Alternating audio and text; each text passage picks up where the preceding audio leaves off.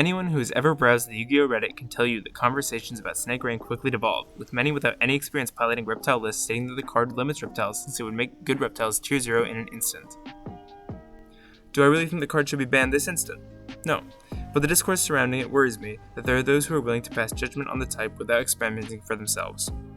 As someone who has extensive experience with reptiles, Ogdoadic in particular being an archetype crafted with the card in mind, I can safely and confidently say that I see an argument for cutting the card altogether, and if it were to be banned, my happy little Ogdoadic list would be just fine. But how can this be? The answer is twofold. One, the cost is very high on activation, and there just aren't very many good reptiles to dump.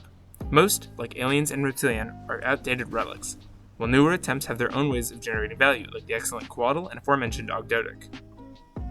As for the future-proofing limitations Snake Rain places on the game, most people are simply wrong. If a new, strong reptile archetype were released that did not synergize with the graveyard, then the card wouldn't even be considered, let alone thought of as a meta fear factor.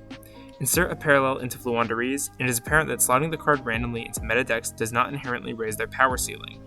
While there are obviously decks that would be stronger with their own version, it is clear that reptiles currently are not among the decks that truly benefit from such a card. And if the card does truly make Konami feel unsafe releasing strong reptiles for all time, then the card should 100% see the chopping block. There is no reason for one card to keep an entire type suppressed for the game's entire lifespan out of fear it will overwhelm the helpless meta. That kind of design is reductive and cowardly. The few of us who are fans of scaly little animals would love to see reptile strategies with fresh new takes that don't rely on graveyard manipulation.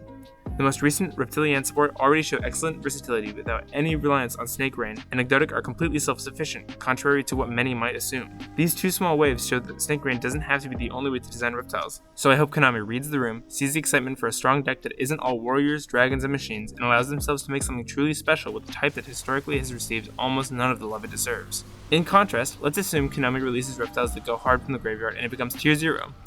When has a deck being strong ever dissuaded them? The current metagame is held hostage by tier limits and Sprite, both of which are a far cry from modest in terms of strength and consistency.